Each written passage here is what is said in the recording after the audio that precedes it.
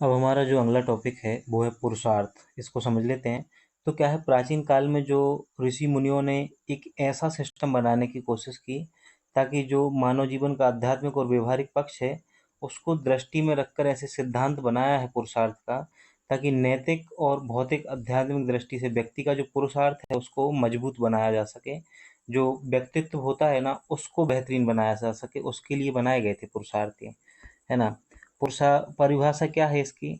तो इसकी परिभाषा है पुरुषैर्थ्यते इति पुरुषार्थः, अर्थात पुरुष के लिए जो अर्थपूर्ण है, जो अभीष्ट है, उसकी प्राप्ति का प्रयास ही पुरुषार्थ है। पुरुषार्थ दो शब्दों से मिलकर बना है, एक तो पुरुष यानी कि विवेकशील प्राणी तथा अर्थ लक्ष्य। यहाँ अर्थ का अर्थ है लक्ष्य, जिसका अर्थ है विवेकशील प्राणी का लक्ष्य। इसके प्रतिपादक महर्षि मनु को कहा जाता है। तो यह भी आपको याद रखना है कि प्रतिपादक कौन है, महर्षि मनु है। वर्गीकरण चार भागों में किया गया है, धर्म अर्थ काम मोक्ष। पहला देखेंगे धर्म। तो वेदों में धर्म की व्याख्या करते हुए कहा गया है कि धीरी यते या सा धर्म, अर्थात धर्म वह है जिसे धारण किया जा सकता है। धारण करने से अभिप्राय है नैतिक मूल्यों को धारण करना, है ना। धर्म तो वही है। मनु के ने धर्म को साधारण धर्म तथा विशेष धर्म में वर्गीकृत किया है। साधारण धर्म सभी के लिए समान है, जबकि विशेष धर्म प्रत्येक वर्ण, ब्राह्मण, क्षत्रिय, वैश्य व शूद्र सभी के लिए अलग अलग है। मनु ने धर्म के 10 लक्षण गिनाए हैं, जैसे धैर्य यानी कि धीरति, क्षमा, मन पर नियंत्रण, दम, अस्तेय, शौच, इंद्रिय निग्रह, बुद्धि, विद्या, सत्व, अक्रोध। ये मनु ने धर्म के 10 लक्षण गिनाए हैं। तो 10 के 10 लक्षण याद रहे न रहे, बस इतना याद रखना है कि मनु ने धर्म के 10 लक्षण गिनाए हैं। अर्थ दूसरा है। अर्थ से अभिप्राय है नैतिक तरीके से अर्जित धन व अन्य सुख सुविधाएं। अर्थ पुरुषार्थ को परिभाषित करते हुए वेदों में कहा गया है, मनुष्य को अपने जीवन की आवश्यकताएं पूर्ति हेतु नैतिक तरीके से धनार्जन करना चाहिए। तीसरा है काम। काम सीमित अर्थ में यौन सुख और व्यापक अर्थ में सभी सुखों को अभिव्यक्त करता है। वेदों में काम को सीमित अर्थ में यौन सुखों के परित्याग के रूप में संदर्भित किया गया है, जबकि व्यापक अर्थों में सभी सांसारिक सुखों के प्रति बीत तृष्णा के भाव को व्यक्त किया गया है। चौथा जो है मोक्ष, और मोक्ष प्राप्ति का मार्ग क्या है? 3 बताए गए हैं मोक्ष प्राप्ति के मार्ग: भक्ति मार्ग, निष्काम मार्ग, निष्काम कर्म और ज्ञान की प्राप्ति। मोक्ष को जीवन का साध्य, मोक्ष जो है वो जीवन का साध्य है, और जबकि धर्म अर्थ काम इस लक्ष्य तक पहुंचने के लिए साधन बताए गए हैं। तो साध्य क्या होता है? साध्य लक्ष्य होता है, और लक्ष्य की प्राप्ति साधनों से होती है। तो इसके लिए क्या है, जो अर्थ धर्म काम है ना, ये लक्ष्य के लिए क्या बताए गए हैं? साधन बताए गए हैं, जबकि लक्ष्य माना गया है किसको? मोक्ष को। मोक्ष को मानव जीवन के लिए निश्रेय श्रेय अर्थात निश्चय रूप से मंगलकारी कहा गया है। भारत के 9 दर्शन में से 8 दर्शन चारवाक दर्शन को छोड़कर मोक्ष का समर्थन करते हैं। मोक्ष को बौद्ध दर्शन में निर्वाण, जैन दर्शन में केवल, न्याय तथा वैशेषिक में अपवर्ग के रूप में परिभाषित किया गया है। तो यहाँ से क्वेश्चन बन सकता है कि जैन दर्शन में मोक्ष को क्या कहा जाता है? केवल कहा जाता है। ऐसे ही बौद्ध दर्शन को भी आपको याद रखना है निर्वाण, और न्याय और वैशेषिक दर्शन में अपवर्ग कहा जाता है। मोक्ष का अर्थ है कर्म के बंधन से मुक्ति। जब मनुष्य कर्म के बंधन से मुक्त हो जाता है तो वह जन्म और मृत्यु के चक्र से भी मुक्त होकर परमात्मा में विलीन हो जाता है। ये जब सिद्धांत बनाया गया होगा तो इसके कुछ उद्देश्य रहे होंगे। क्या है उद्देश्य इसके? तो एक स्वस्थ, चरित्रवान व सुसंस्कारित समाज का निर्माण, व्यक्ति के भौतिक और तथा आध्यात्मिक सुखों के बीच सामंजस्य स्थापित करना, व्यक्ति के व्यक्तिगत व्यक्तित्व का विकास करना, सामाजिक जीवन को संगठित, नियमित तथा व्यवस्थित करना और जीवन के चरम लक्ष्य मोक्ष प्राप्ति को संभव बनाना, व्यक्ति के समस्त क्रियाकलापों को नियंत्रित करना और व्यक्ति को शारीरिक, मानसिक व भावनात्मक संतुष्टि प्राप्त करना। सार रूप में हम समझें कि पुरुषार्थ जो हैं वो क्या हैं? तो व्यक्ति के व्यक्तित्व को बेहतरीन बनाने के लिए इनका निर्माण किया गया था। किसने किया था? महर्षि मनु ने किया था। एक पॉइंट ये याद रखना है। दूसरा, मनु ने 10 धर्म के 10 लक्षण बताए हैं, तो यह भी याद रखना है। अर्थ का संबंध नैतिक तरीके से अर्जित धन होता है।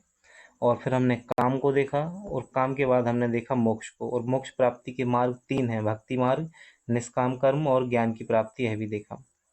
हमने साथ में देखा बौद्ध धर्म में मोक्ष को निर्वाण कहा जाता है, जैन धर्म में केवल कहा जाता है, और न्याय तथा वैशेषिक दर्शन ने अपवर्ग कहा है। इतनी चीज़ें आपको याद रखनी है। और अगला टॉपिक है ऋण। तो 13वां टॉपिक है ऋण। इसमें ऋण की परिभाषा है, संसार की सभी लौकिक एवं अलौकिक शक्तियाँ मानव के भौतिक एवं सामाजिक जीवन को संभव बनाने में मानव की सहयोगी बनती हैं। इस कारण मानव इस शक्तियों के प्रति कृतज्ञता का भाव रखता है, इन शक्तियों के प्रति ऋणी अनुभव करता है। ऋण के प्रकार बताए गए हैं, तो ऋण के प्रकार में मूलतः यह माना गया है कि ऋण 3 प्रकार के होते हैं। प्रथम ऋषि ऋण, द्वितीय देव ऋण और तीसरा ऋण होता है पितृ ऋण। परंतु व्यापक अर्थों में अतिथि ऋण और भूत ऋण भी शामिल है। सबसे पहले हम देव ऋण की बात करेंगे। भारतीय संस्कृति में सृष्टि एवं सृष्टि पर समस्त जीवन की जो गतिविधियां हैं वो देवीय शक्तियों के नियंत्रण में हैं, इच्छा से संचालित होती हैं। देवताओं के द्वारा ही मानव जीवन में महत्वपूर्ण भौतिक संसाधन प्राप्त होते हैं, साथ ही जिनके बिना जीवन संभव नहीं है, जैसे वायु, जल, अग्नि, मृदा, वृक्ष, पर्वत आदि। इन संसाधनों का मानव बिना कोई शुल्क दिए भरपूर उपभोग करता है एवं देवता का ऋणी हो जाता है। देव ऋण से पूर्ण होने के हेतु किसी मूल्य कर भुगतान नहीं किया जाता, अपितु देवताओं की विभिन्न रीतियों से पूजा, उपासना, आराधना के माध्यम से श्रद्धा एवं कृतज्ञता व्यक्त की जाती है। इस प्रकार देव ऋण से मानव पूर्ण हो जाता है। दूसरा ऋण है ऋषि ऋण। मानव सभ्यता का विकास बौद्धिक संपदा के बिना संभव नहीं है और मानव समाज को बौद्धिक संपदा में समृद्ध बनाने का जो कार्य है वो ऋषियों के द्वारा किया जाता है, जिन्होंने प्राचीन समय में पुतियों के माध्यम से ज्ञान का संचार किया। तत्पश्चात ज्ञान को लिपिबद्ध किया गया, जिससे ज्ञान का संग्रह एवं संचार सुलभ हो सके एवं मानव विवेकवान बन सके। ऋषियों के इसी तप एवं साधना के प्रति मानव ऋणी होता है।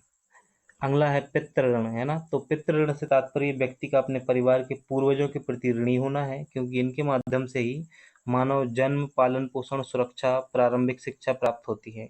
इन्हीं के माध्यम से मानव का सामाजिक जीवन संभव हो पाता है और इस प्रकार व्यक्ति पितरों के प्रति ऋणी हो जाता है। पितृ ऋण से उक्त होने हेतु संतानोत्पत्ति करना, उनका भली प्रकार से पालन पोषण करना महत्वपूर्ण माना गया है। साथ ही पिता के प्रति दायित्वों का भली प्रकार निर्वहन करना भी इसमें शामिल है।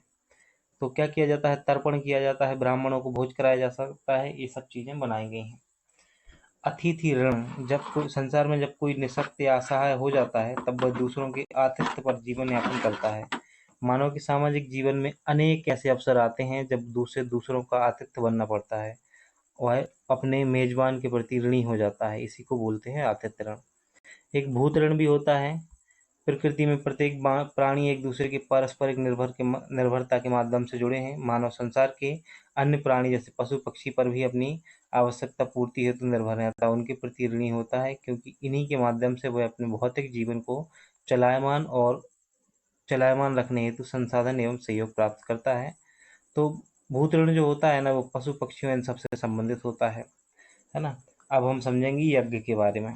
तो ऋण के 5 प्रकार याद रखने हैं: देव ऋण, ऋषि ऋण, पितृ ऋण, अतिथि ऋण और भूत ऋण। यहाँ से क्वेश्चन इस टॉपिक से तो नहीं बनने वाला है, लेकिन यज्ञ से क्वेश्चन देखने को आपको मिल सकता है। क्या होता है यज्ञ? यज्ञ से सामान्य अर्थ अनुष्ठान विधियों से लगाया जाता है, जिसमें आहुतियों के माध्यम से देवताओं का आह्वान किया करके उन्हें प्रसन्न किया जाता है। गृहस्थ आश्रम में प्रवेश करने के बाद मनुष्य प्रतिदिन 5 श्रेष्ठ कर्तव्यों का निर्वहन करता है। यह 5 श्रेष्ठ कर्तव्य पंच महायज्ञ कहलाते हैं।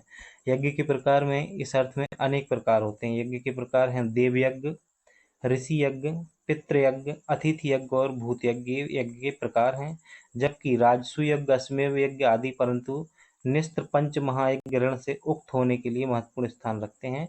देव यज्ञ, ऋषि यज्ञ, पितृ यज्ञ, अतिथि यज्ञ और भूत यज्ञ। देव यज्ञ क्यों होता है? हमारे धर्म ग्रंथों के अनुसार मनुष्य प्रतिदिन सुबह शाम अपने इष्ट देव की उपासना करता है। इस उपासना के समय अग्नि हवन भी किया जाता है। इस कार्य को ही देव यज्ञ के नाम से पुकारा जाता है।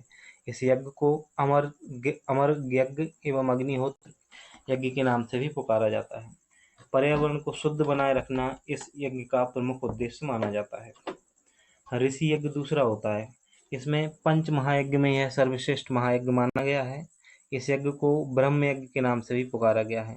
गृहस्थ आश्रम में प्रवेश करने के बाद यदि कोई मनुष्य वेदों, ब्राह्मणों, अरण्यकों, उपनिषदों, पुराणों इत्यादि ग्रंथों का अध्ययन अध्यापन करता है तो वह ब्रह्म यज्ञ या ऋषि यज्ञ कहलाता है। इस यज्ञ संपादन के लिए मनुष्य ऋषि ऋण से मुक्ति प्राप्त करता है। पितृयज्ञ, गृहस्थ श्रम का पालन करते हुए यदि कोई मनुष्य अपने पितृ परिजनों पिंडदान जली अर्पित करता है अथवा जीवित माता पिता की सेवा करता है तो वह पितृयज्ञ कहलाता है। अतिथि यज्ञ या नृ यज्ञ, तो इस यज्ञ का महत्व में विदित है कि इसके माध्यम से ऋषियों अशक्त व्यक्तियों का जीवन निर्वाह संभव हो पाता है। साथ ही अतिथि का आदर सत्कार भोजन वस्त्र दान द्वारा संतुष्ट कर गृहस्थ को उत्तम फल की प्राप्ति होती है। इसको कहा जाता है अतिथि की। ज़्यादा कुछ समझने वाली चीज़ें नहीं है, इसलिए हम जल्दी जल्दी चल रहे हैं थोड़ा सा।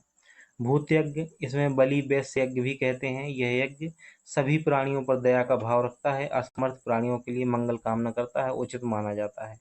इसमें असहाय प्राणियों की क्या की जाती है, भोजन देकर सहायता की जाती है। इसी को भूत यज्ञ कहा जाता है। कुछ प्राचीन यज्ञ भी हुआ करते थे, जैसे राजसूय यज्ञ हो गया। जिन सम्मेलनों में संगठित होकर राजा का चुनाव किया जाता था, ऐसे संगठन राजसूय यज्ञ कहते हैं। इस प्रकार वर्णन अथर्ववेद में देखा गया है।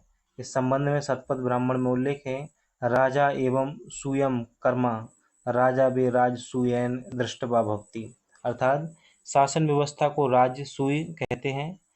राजा इस आयोजन के उपरांत ही शासन की बागडोर संभालता है। आज की स्थिति में संसद विचार मंथन एवं चुनाव आयोग को राजसूय कह सकते हैं। दूसरा होता था वाजपेयी यज्ञ। वाजपेयी यज्ञों में भी राजसूय यज्ञों की तरह ही धर्म क्षेत्र में संतुलन बनाए रखने के लिए लोक सेवी विद्वान परिव्राजक एकत्रित होकर सामयिक परिस्थितियों पर विचार करते थे, जो कार्य क्षेत्रों में लौटते थे। आवश्यक होता था कि उसका निर्धारण करके अपने अपने कार्यों को किया जाए। विश्वजीत यज्ञ भी होता था एक, है ना, और एक होता था अश्वमेध यज्ञ। शतपथ के अनुसार राष्ट्र में अश्वमेध वीर्य व अश्व वचनानुसार राष्ट्र की और उसकी शक्तियों की भली भांति संगठन करती थी। अश्वमेध यज्ञ पुरुष मेध यज्ञ जो है, अपने अपने व्यक्तित्व स्वार्थों को छोड़कर राष्ट्र के उत्थान के लिए अपना जीवन समर्पित कर देना पुरुष मेघ यज्ञ के समान है। गौमेध गौजाति के उपयोग से भूमि को जोतकर तथा खाद से उर्वरक बनाकर भूमि को अधिकतम भोज्य सामग्री उत्पन्न करने योग्य बनाना ही गौमेध है। और सर्वमेध में किसी उच्च यज्ञ के लिए जब निचला यज्ञ कुछ बलिदान कर देता है तो उसे सर्वमेध यज्ञ कहा जाता है। इसके बाद हमारा टॉपिक शुरू होगा संस्कार वाला।